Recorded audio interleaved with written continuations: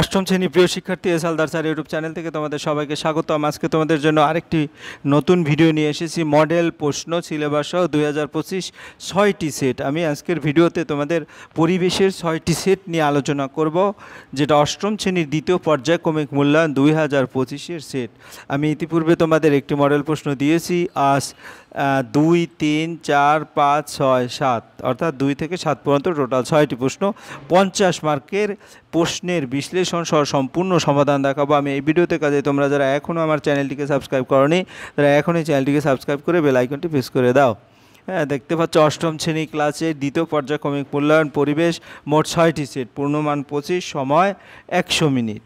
হ্যাঁ, সিলেবাস দেখাবো, পাশাপাশি নম্বর বিভাজনটাও তোমাদের দেখাবো। তাহলে এটা দেখো, অষ্টম শ্রেণী দ্বিতীয় পর্যায়ক্রমিক মূল্যায়ন 1 নং সেট। তাই তোমাদের সিলেবাসটা যদি বলি 1.3 অর্থাৎ তাপ আছে, তাপের সাথে কি আছে 2.3, তারপরে 2.4, তারপরে হচ্ছে 5, তারপরে হচ্ছে 8, এই কটা চ্যাপ্টার তোমাদের সিলেবাসে আছে। যাই হোক, আমরা সরাসরি প্রশ্ন দেখব। চাপ বাড়লে বরফের গলনাঙ্ক কমে যায়, বেড়ে যায়, একই থেকে কমে যায়। তারপর অনুঘটকের পৃষ্ঠতলের ক্ষেত্রফল, এখানে 6টি প্রশ্ন উত্তর দিতে হবে। বাড়লে বিক্রিয়ার বেগ বাড়ে, কোনটি মৃদু তড়িৎ বিশ্লেষ্য? Acetic acid. তারপরে জলের বাষ্পীভবনের লিন তাপ কত? 537 কিলো জুল। হ্যাঁ, তারপরে তোমার এখানে কি আছে? টিন 2+, তারপরে এসএন টিন 4++2, এটি একটি জারণ বিক্রিয়া। এরপর বায়ুর মাধ্যমে সংক্রমিত হয় যে রোগ, সেটি হচ্ছে কি? ইনফ্লুয়েঞ্জা। তারপরে যে কোনো 4টি প্রশ্নের উত্তর দাও। তুতের জলীয় দ্রবণে একটি লোহার পেরেক ডুবিয়ে রাখলে লোহার উপর একটি তামার স্তর পড়ে। প্রস্রাবাগারে থেকে যে ঝাঁঝালো গন্ধ বের হয় সেটি কোন গ্যাসের গন্ধ? অ্যামোনিয়া। গ্যালভানাইজিং লোহা কাকে বলে? যে লোহার উপর জিঙ্কের প্রলেপ দেওয়া হয় তাকে গ্যালভানাইজিং লোহা বলে। হ্যাঁ, থার্মোফ্লাক্সকে আবিষ্কার করেন জেমস ডিউয়া। আর তারপর সূর্য থেকে কোন পদ্ধতি পৃথিবীতে তাপ আসে? বিকিরণ পদ্ধতি। আলুতে কী অনুঘটক থাকে? ক্যাটালেস অনুঘটক থাকে। বজ্রপাত থেকে বাড়ি এবং বাড়ির মধ্যে বৈদ্যুতিক সরঞ্জাম রক্ষা করে বিদ্যুৎ পরিবাহী রড। এরপর একটি অধাতব পদার্থের উদাহরণ দাও যা তাপের সুপরিবাহী। গ্রাফাইট।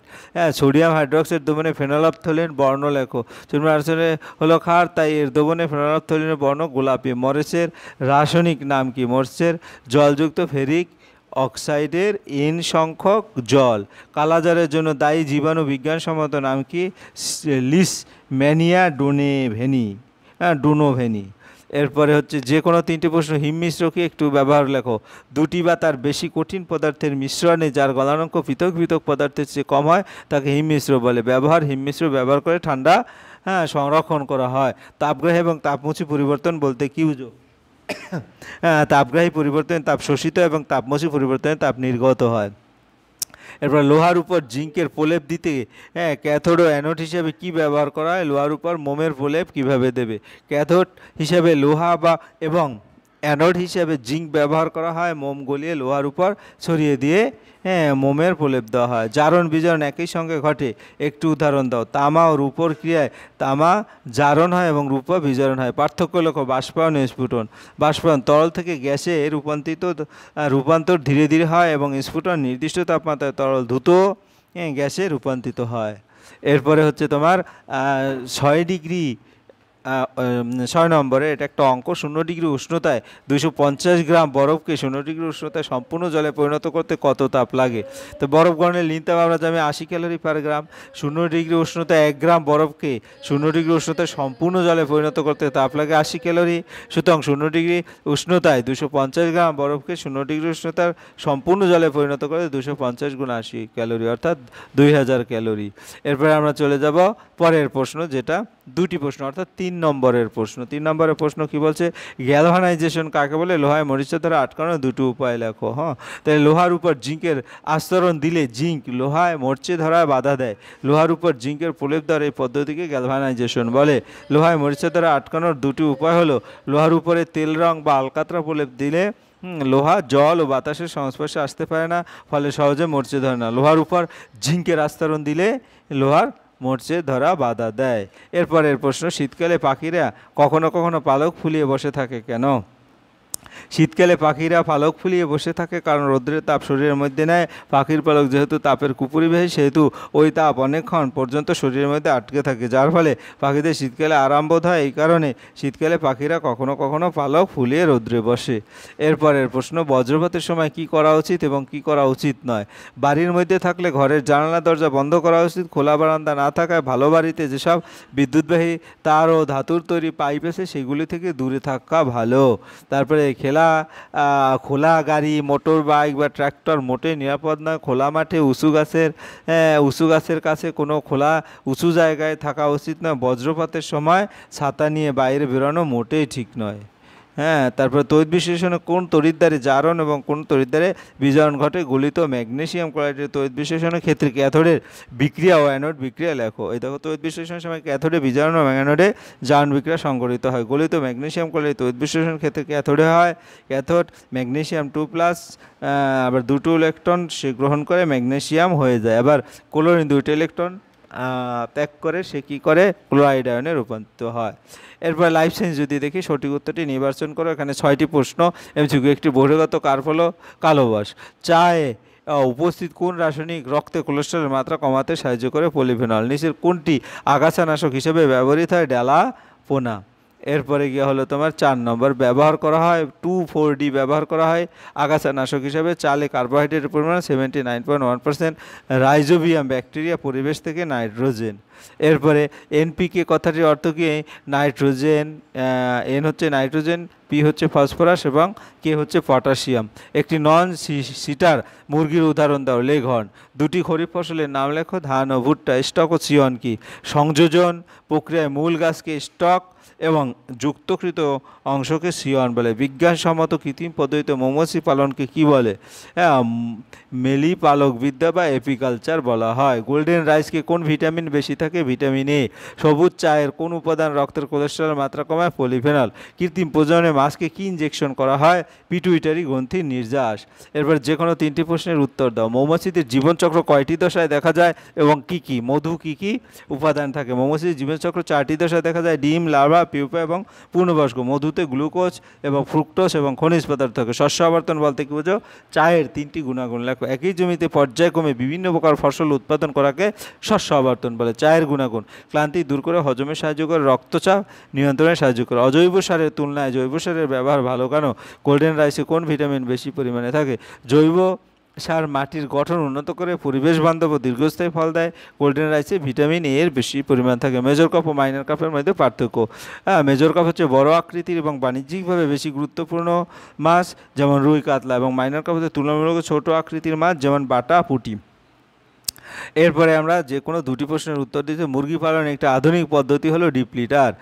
লিটার কি অথবা ডিপ লিটার পদ্ধতির লিটার কিভাবে করা হয়? বিশালি বা ছোট ছোট করে খড়, কাঠের গুঁড়ো, শুকনো পাতা, ধান, তুলবেশ ইত্যাদি, জবের তুষ, আমের খোসা ইত্যাদি দিয়ে ঘরের মেঝেতে মুরগির জন্য সজ্জা তৈরি করা হয়। এটাই হলো ডিপ লিটার। তারপরে ডিপ লিটারের দেওয়ালের বাইরে খাবার, এটা ভালো করে দেখে নেবে, কারণ আমি অনেক প্রশ্ন তোমাদের দেখাবো।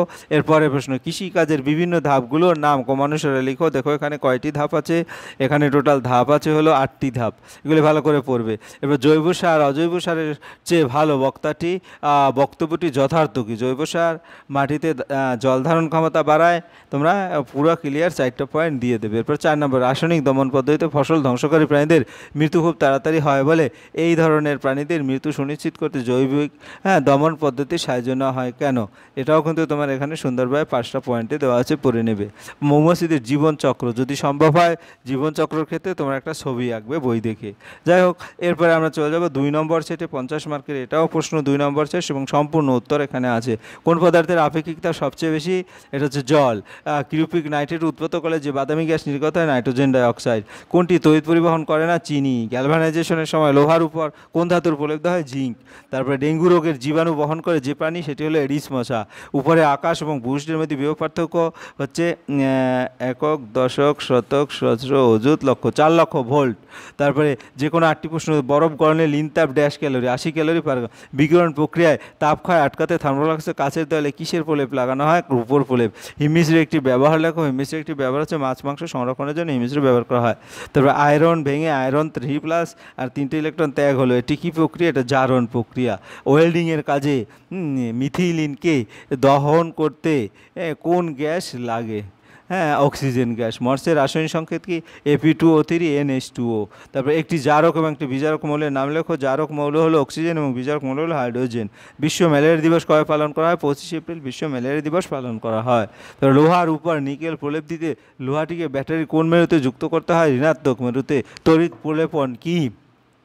তড়িৎ বিশ্লেষণ পদ্ধতির সাহায্যে একটি ধাতুর জিনিসের উপর অন্য ধাতুর প্রলেপ দেওয়ার পদ্ধতিকে তড়িৎ লেপন বলে। মেঘের নিচের দিকটা সাধারণত ড্যাশ তড়িৎগ্রস্ত হয়, ঋণাত্মক। বজ্র নিরোধক কি? বজ্র নিরোধক হলো এমন একটি ব্যবস্থা যা বজ্রপাত থেকে বাড়ি এবং বাড়ির মধ্যের বৈদ্যুতিক সরঞ্জাম রক্ষা করে। এরপরে হচ্ছে যে কোনো 3টি মাটির কলসি ঠান্ডা জল থাকে কেন? ভালো করে এটা দেখবে। অনুঘটকের 2টি বৈশিষ্ট্য ভালো করে দেখবে, 2 মার্কের প্রশ্ন। তড়িৎ বিশ্লেষণ পদ্ধতি 2টি গুরুত্বপূর্ণ ব্যবহার লেখো। ইনফ্লুয়েঞ্জা রোগে কী কী লক্ষণ দেখা যায়? ইনফ্লুয়েঞ্জা ভাইরাস গঠিত ভয়াবহ রোগ, ভীষণ ছোঁয়াচে রোগ, হাঁচি কাশি কফের মাধ্যমে সংক্রমিত হয়, ভয়াবহ জ্বর, কাঁপুনি, মাথার যন্ত্রণা, গটে ব্যথা, অত্যাধিক দুর্বলতা, বমি, ডায়রিয়া হলে ইনফ্লুয়েঞ্জা রোগের লক্ষণ।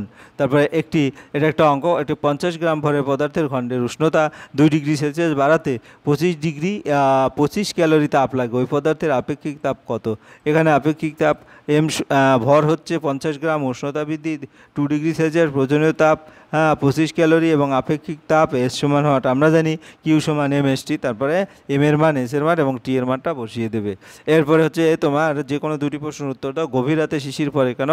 তোমরা এখান থেকে দিনের বেলায় সূর্যের তাপে পৃথিবী পৃষ্ঠের কাছাকাছি বস্তুগুলো উত্তপ্ত হয়, ফলে ওই বস্তুগুলো সংলগ্ন বায়ুস্তর উত্তপ্ত হয়। এটা ভালো করে দেখে নেবে তোমরা। এরপরের প্রশ্ন, তাপমোচী এবং তাপগ্রাহী প্রক্রিয়া কাকে বলে? তারপর ক্যালসিয়াম কার্বনেট সমান ক্যালসিয়াম অক্সাইড এবং যোগ কার্বন ডাইঅক্সাইড, এই বিক্রিয়াটির প্রকৃতি কী? তাপমোচী বিক্রিয়া যেসব রাসায়নিক বিক্রিয়া তাপ উৎপন্ন হয় তাকে তাপমোচী প্রক্রিয়া বলে। তাপহারী বিক্রিয়া যেসব রাসায়নিক বিক্রিয়া করলে পরিবেশ থেকে তাপ শোষিত হয় তাদের তাপগ্রাহী প্রক্রিয়া বলে। ক্যালসিয়াম কার্বনেট ভেঙে বিক্রিয়াটি ঘটতে তাপের প্রয়োজন হয়, তাই এটি তাপগ্রাহী বিক্রিয়া। তড়িৎ বিশ্লেষণে কোন তড়িৎদ্বার জারণ এবং কোন তড়িৎদ্বার বিজারণ ঘটে? গলিত ম্যাগনেসিয়াম ক্লোরাইডে তড়িৎ বিশ্লেষণের ক্ষেত্রে ক্যাথোড বিক্রিয়া, অ্যানোড বিক্রিয়া। তড়িৎ বিশ্লেষণের সময় ক্যাথোড বিজারণ এবং অ্যানোডে জারণ বিক্রিয়া সংঘটিত। গলিত ম্যাগনেসিয়াম তড়িৎ বিশ্লেষণ ক্ষেত্রে ক্যাথোড বিক্রিয়াটি হলো যে ম্যাগনেসিয়াম 2+ 2টি ইলেকট্রন গ্রহণ করে ম্যাগনেসিয়াম আয়ন হয়ে যায়। অ্যানোড বিক্রিয়া 2টি ইলেকট্রন ত্যাগ করে, তাই তো। এরপরে ম্যালেরিয়া রোগের 2টি প্রতিরোধ পদ্ধতি লেখো। চিকিৎসা বিজ্ঞান উপেন্দ্রনাথ ব্রহ্মচারীর ভূমিকা লেখো। ম্যালেরিয়া একটি মশাবাহিত রোগ, তাই মশা যাতে বংশবৃদ্ধি করতে না পারে তার জন্য যেখানে সেখানে পচা জল জমতে দেওয়া যাবে না। রাতে ঘুমানোর সময় অবশ্যই মশারি ব্যবহার করতে হবে। ভারতীয় বিজ্ঞানী উপেন্দ্রনাথ ব্রহ্মচারী 1922 সালে কালাজ্বরের ঔষধ আবিষ্কার করেন, তার ফলে লক্ষাধিক মানুষ এই রোগের হাত থেকে রক্ষা করা সম্ভব হয়। এরপরে প্রশ্ন, সঠিক উত্তরটি নির্বাচন করো। এটা কিন্তু আমাদের জীবন বিজ্ঞানে চলে আসছে আবার 2 নম্বর সেটের। তন্ডু জাতীয় ফসল হচ্ছে ধান। রবি ফসল হচ্ছে কি? কোন মাসে হয়? মার্চ এপ্রিল মাসে হয়। উদ্ভিদের বৃদ্ধির একটি মুখ্য খাদ্য উপাদান হচ্ছে কি? নাইট্রোজেন। পার্থেনিয়াম হলো একটি আগাছা। তারপরে মৌমাছির প্রতিপালন পদ্ধতিকে বলা এপিকালচার কোনটি? মাইনর কাপ হচ্ছে তোমার বাটা। তারপরে কৃত্রিম পদ্ধতিতে মাছ চাষ ইনজেকশনের জন্য নেওয়া হয়।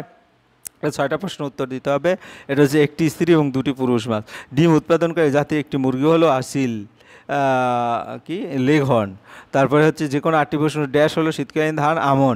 চায়ে ড্যাশ উপস্থিতি আমাদের শরীরে উদ্দীপনা ক্যাফিনের মশলা পাওয়া যায় এমন 2 ধরনের গাছের নাম হলো গোলমরিচ, আদা গাছ। খরিফ ফসলের 2টি উদাহরণ হচ্ছে ধান, চিনেবাদাম। কৃষকের বন্ধুর মতো কাজ করে কোন কোন জীব? কেঁচো এবং নানান জীব।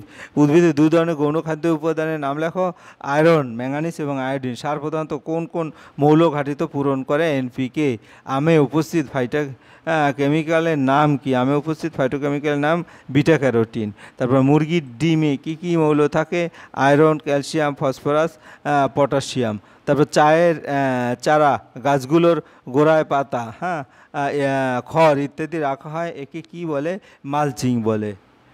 তারপরে ব্যাপক মাত্রায় শস্য সঞ্চয়ের জন্য ব্যবহৃত বায়ুহীন ঘরকে সাইলো বলে।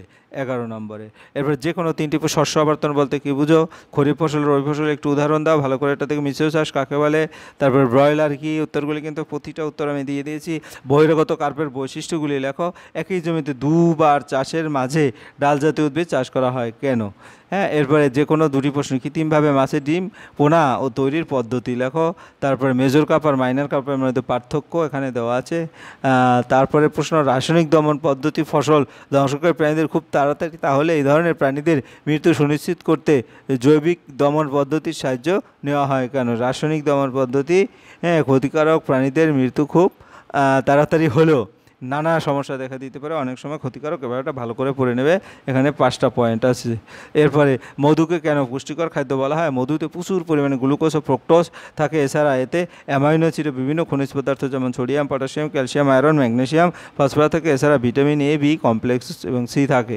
মৌমাছিদের সমাজবাদী বলা কেন? মৌমাছির মধ্যে বিভিন্ন কাজ করার জন্য নানা ধরনের মৌমাছি দেখা যায়, রানী মৌমাছি, পুরুষ মৌমাছি আর শ্রমিক মৌমাছি। মৌমাছিদের সমাজে 3 ধরনের মৌমাছিদের পৃথক নির্দিষ্ট কাজ আছে। রানী মৌমাছির কাজ ডিম পাড়া, পুরুষ মৌমাছির কাজ হচ্ছে রানী মৌমাছির সঙ্গে প্রজননে অংশ নেওয়া, আর শ্রমিক মৌমাছির কাজ অনেক মৌচাক তৈরি করা, ফুলের পরাগরেণু আর মকরন্দ সংগ্রহ করা।